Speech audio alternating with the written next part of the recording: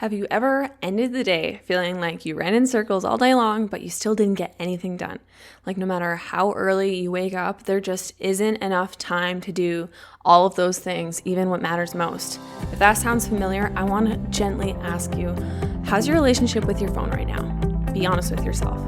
Today, I'm sharing the phone boundaries that help me take back my time, my peace, and my presence in my day, because when you set intentional limits around your screen, those screens that are constantly being shoved in front of our eyes, you create space for what truly matters. So let's talk about how to get your time back starting today.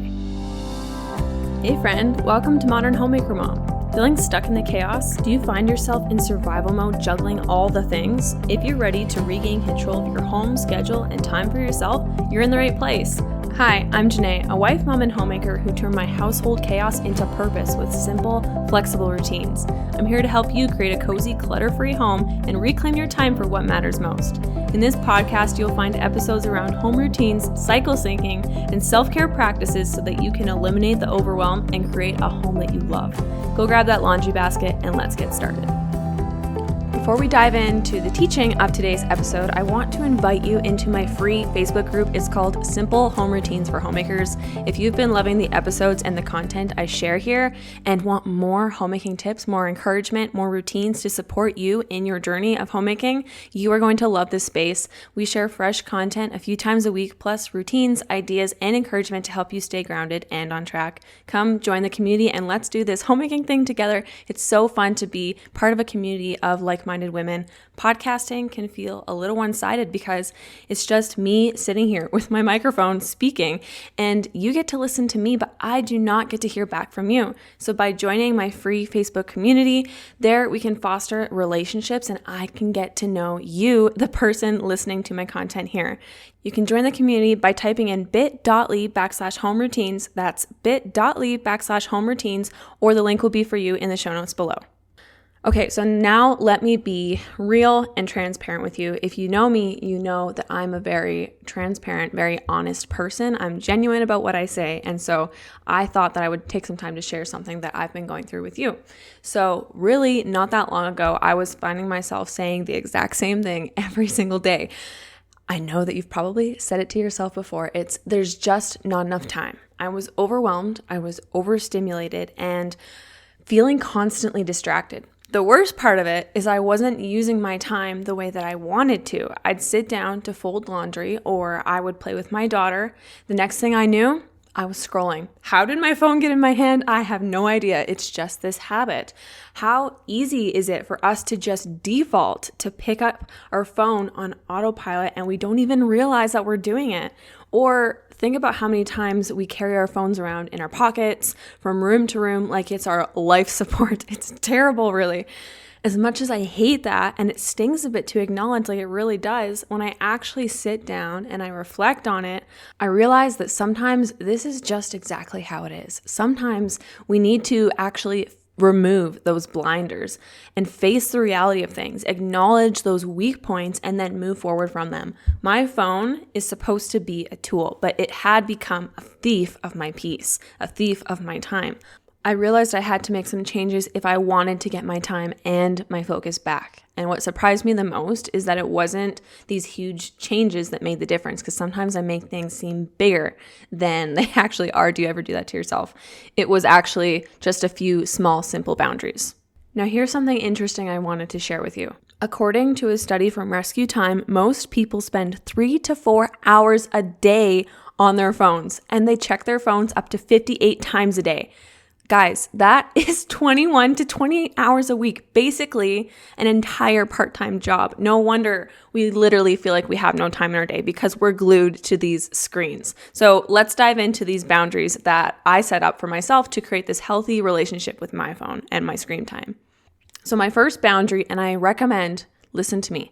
I recommend you take notes right now, because if you're not going to actually apply today's teaching, you're not going to see a difference. If you are serious about trying to regain more time in your day, you want to be able to tackle the tasks that you set for the day when you start out the day in the morning, you're going to want to make changes. Like I said, they're not huge changes. They're simple shifts. They're not going to take you a lot of time to implement, but you do have to be intentional. So take notes here. Point number 1 is turn off notifications. Notifications on our phones, on our iPads, on our computers, whatever it is that's dinging all the time, it's constantly interrupting and it's giving you this false urgency. No text message, for the most part, of course, there's emergencies sometimes, but no text message needs to be responded to instantly. So my phone is never off of silent unless I'm out and about and I'm expecting a phone call from somebody and I don't want to miss it. Otherwise, my phone is always on silent. But what I've done also is I've silenced non-essential notifications. So specifically speaking, social media, email, games, whatever it is on your phone, that apps that are asking to send you notifications, I turn those all off. There's not any notifications that send to my main screen really at all, except for those really essential ones that I actually want to be notified about. Like, sister, I'm just going to be honest with you. Why do you have Instagram DM notifications on? Why do you get notified every time someone comments on one of your latest Facebook posts? Like, that is so unnecessary, and it triggers this thing in your mind, and it instantly distracts you. It instantly takes you away from what you're doing, whether you're realizing it or not. So what you need to do is seriously just be intentional, turn off the notifications. You're going to realize you actually didn't need them in the first place. This is going to reclaim your attention span, and it's also going to reduce the overwhelm, because notifications can be incredibly overstimulating. I am going to unapologetically be just throwing out truth bombs today. So I'm sorry if this triggers you. I'm not intending for it to offend anyone, but sometimes we just need the hard truth. Friend, does it feel like no matter how hard you try, your home just won't stay clean? You're constantly picking up toys, dishes, laundry, and projects, but somehow the clutter still wins. You start fresh with the best intentions, but then the unexpected happens. Busy schedules, messes, responsibilities pulling you in 100 different directions, and it all unravels again. You crave a home that feels peaceful, but right now, all that it feels is heavy, cluttered, chaotic, and overwhelming. You're not failing. You're carrying too much without a clear, grace-filled plan that actually works for your real life. Now, here's the truth. Without simple rhythms in place, it's easy to spend your days running in circles, putting out fires, reacting to the next crisis, wasting time you don't have to spare. But when you get your home in order, when you tackle the clutter, you clean the mess, and set up simple, sustainable rhythms, you shift into what I like to call maintenance mode. And the best part about maintenance mode is it doesn't take much time. When I stick to these rhythms myself, my daily home tasks only take about 1 to 2 hours a day, and then the rest of my day is free to focus on what truly matters to me. Coffee with a friend? I have time now. Focused, peaceful homeschooling? I'm not stressing about chores piling up. Or dreaming of a side hustle or passion project? There's finally margin to pursue it. You see, it's not about cleaning and organizing, it's about creating space. Space for joy, for purpose, for the things that light you up and pour back into your soul. And that's exactly what my course, Modern Homemaker Method, will build for you. A peaceful, clutter-free, God-honoring home and the freedom to live more fully in the season that you're in. Let's create a space together, friend. You don't have to do it alone. Head over to jynaeschmid.com/Modern Homemaker Method. That's JYNAESCHMID.com/Modern Homemaker Method to check it out, learn more details. Again, that's jynaeschmid.com/Modern Homemaker Method to join today. Boundary number 2 is to use iPhone's downtime or focus settings. Now, I'm sure Samsung has something similar for this, but basically what it is this built-in tool. I believe it's called downtime. It makes it super easy for you to set up app limits. So certain times during the day, you can literally make it so that the app will lock out and you can't even open the app. I would highly suggest, if you're just trying to dip your toes in the water here with this new boundary, that you would lock yourself out of social media at certain times of the day, whether that's an hour in the morning when you first wake up or after supper on any given day during the week. I just really think it's so important that you are blocking off time where you literally do not allow yourself to open those apps, because like we mentioned earlier, we kind of get in this autopilot and we just automatically find ourselves opening up Instagram, opening up Facebook, opening up our emails, and we don't even realize we're doing it. So when you set these locks certain times of the day where you want to be intentional with your family, in your Bible, whatever it is, you can't actually go on that autopilot because you're locked out of those apps. Now, definitely check that out. Dig into that deeper and set those up. When I realized that this was something that was possible for me, even focus time, you can turn on do not disturb. It's all so beneficial to helping you be more intentional during your day. Now, point number 3, this third boundary that I have is put your phone out of reach. This is so simple because out of sight equals out of mind, which means you are back in the moment that you're in. Put your phone in a drawer during your work blocks, during your morning chores, during your meals, playtime, quiet time, whatever it is. Just get your phone out of your hand, out of sight, and hide it away somewhere. You'll be more focused, you'll be less anxious, and you'll be more present in the moment with your family or even with yourself if you're having quiet time alone, or with your spouse, whatever it is. Boundary number 4 is set screen-free hours. Your brain needs time to reset, especially at the start and end of the day. When you first wake up, do you think it's super healthy for us to just reach over on our nightstand, grab our phone, pop open Instagram, and just start scrolling? It's like the first thing you do in that day. No, that's not. And I'm going to admit, I've done this lots. It's something I haven't been doing for months now. I actually tucked my phone in a drawer the night before so that I do not open my phone the first thing I do in a day. And it's made a big difference for me. But so many of us do that. And for a long time, I was popping open my eyes, cracking open my eyes. They were hardly open. And yet I was already on my phone. Terrible. Terrible. I got to a point where I'm like, okay, enough is enough. So I think you can set up, like we mentioned, those do not disturb times. So notifications are coming in. You can lock yourself out of the apps using that downtime setting on your phone. My husband and I recently had a meeting, kind of, not like a formal thing or anything, but we just talked about it.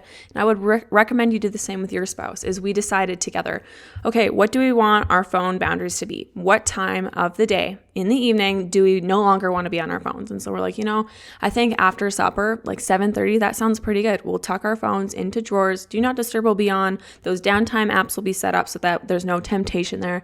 And that's going to make it so that we're more intentional with ourselves, with each other when our daughter goes to bed, and we're more present with each other. Because how easy is it to spend time, like 20 minutes, 30 minutes scrolling Instagram, going through reels, and you didn't even realize it. And now all that time's wasted when you could have been chatting with your spouse, decompressing for the day, So for you could have this rule, and this is something that I did for myself actually.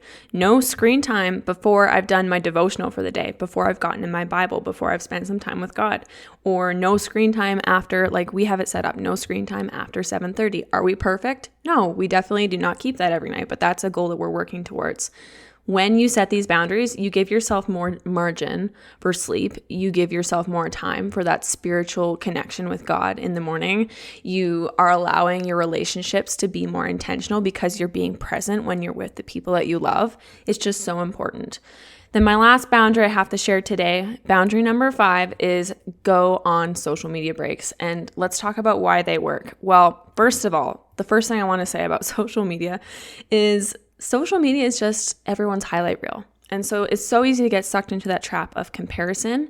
We also are completely overstimulated as there's all sorts of information constantly being thrown at our faces. So there's this information overload, overstimulation.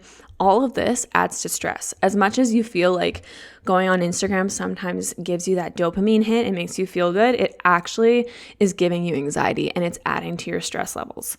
So what I've done in the past, and I've done this multiple times in my life, it's always been so incredibly beneficial, is I've logged off of Instagram. I've actually deleted the app on my phone. I refer to Instagram because for me, that's been a focus area that's been more of a struggle in my life, but maybe for you, it's Facebook, TikTok, whatever it is. But I have deleted Instagram off my phone for a weekend. I've even done it for 2 weeks, took a total social media fast break, whatever. And when I was actually still living with my parents, we did a 90-day challenge where we had no media. Like we literally did not use the internet. We didn't even play music even. We had no social media at all. Like none of that. We didn't watch movies for 90 days. Man, guys, it was so hard for the first couple weeks. But after that, it was like this whole new world. It was a whole new experience. Life just was seen through a whole different lens. And that I can get into that in another episode maybe in the future. But my bottom line here is we live in such a fast-paced world with so much constantly going on, so much constantly being thrown in our faces. We're not making time for stillness or intentionality, and that really starts affecting us over time. It builds up. It's a snowball effect. So having those breaks every now and then, if you feel like God's putting on your heart, maybe take the weekend off, delete Instagram off your phone, delete TikTok off your phone, take a break. I can promise you it's going to make you feel so much better. So that's all I have for you today, friend. If you know that setting boundaries around your phone is going to help you breathe a little deeper, and I can promise you it will, imagine how creating simple, doable rhythms for your home could also do the exact same thing. That's why I help women inside my course, Modern Homemaker Method, where we dig into decluttering the mess in your home. We organize your spaces. We set up your cleaning rhythms, your daily cleaning rhythms, your weekly, your monthly cleaning rhythms, all those things. And we go about how to create peace through those small, simple, yet steady changes. I'll link that for you in the show notes below if it's something you've been praying about. You can go ahead. Also type in jynaeschmid.com/modern homemaker method into your web browser if you want to learn more about it. If today's episode spoke to you, come share your favorite takeaway inside our free Facebook group, like I mentioned earlier, Simple Home Routines for Homemakers. I would love to hear how you're creating phone boundaries in your own life. You can join us at bit.ly/homeroutines. You are so welcome there. And that's it, friend. Until next time, I will see you on the next episode of the Modern Homemaker Mom podcast. Before you go, if this podcast has encouraged or helped you in any way, the best way that you can show your support is by subscribing to the show and leaving a written 5-star review. Your words truly make my day and remind me why I love sharing here. You can also snap a screenshot of this episode and share it with a friend or post it to your Instagram stories. Make sure to tag me at Her Stable Home. Thanks so much for listening, friend. I will see you next time.